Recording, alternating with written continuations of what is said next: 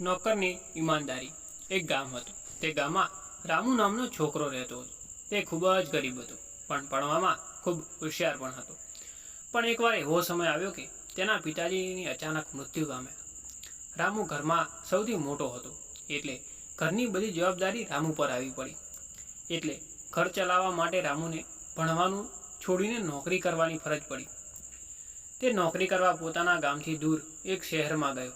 ત્યાં એક કરિયાણાની મોટી દુકાનમાં તેને નોકરી મળી. એ દુકાનમાં બીજા પણ ઘણા માણસો કામ કરતા હતા. દુકાનના શેઠ ખૂબ જ વિશ્વાસુ માણસ હતા. તેઓ પોતાના નોકર પર ખૂબ જ વિશ્વાસ અને પ્રેમ રાખતા. એટલે દુકાનની બીજી ચાવી જૂના નોકરો પાસે જ રહેતી હતી.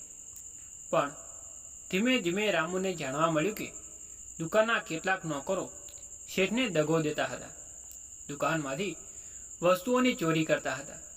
રામુને આ જાણીને ખૂબ દુઃખ થયું, પણ પોતે ખૂબ નાનો હતો, તે શું કરી શકે. પણ એકવાર રામુ રાતે જમ્યા પછી આંટો મારવા બહાર નીકળ્યો.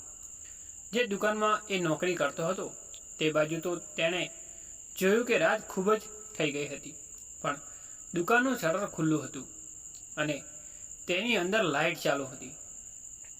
તેને ધીમે ધીમે દુકાનની નજીક જઈને જોયું તો દુકાનના જૂના શેઠના વિશ્વાસુ નોકરો દુકાનમાંથી કેટલીક વસ્તુઓની ચોરી કરી રહ્યા હતા. રામુ આખી વાત સમજી ગયો. તે તરત દોડતો દોડતો શેઠના ઘરે ગયો. શેઠને જઈને બધી વાત કરી અને શેઠને પોતાની સાથે દુકાને લઈ આવ્યો.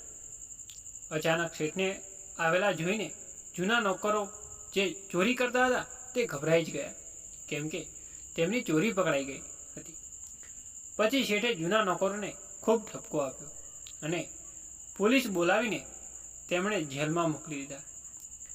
શેઠે રામુની ઈમાનદારી અને વફાદારીથી ખુશ થયા.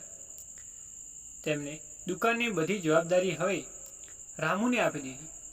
તેમણે રામુનો પગાર પણ ખૂબ વધારી દીધો. સમય જતાં રામુ જોડે પૈસાની બચત થઈ. તે પૈસામાંથી રામુ જે શેઠની દુકાનમાં નોકરી કરતો હતો તે જ દુકાનમાં ભાગીદારી કરી.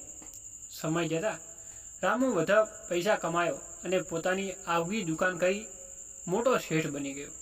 જીવનમાં આગળ વધવું હોય તો ઈમાનદારી, વફાદારી અને મહેનત જરૂરી છે.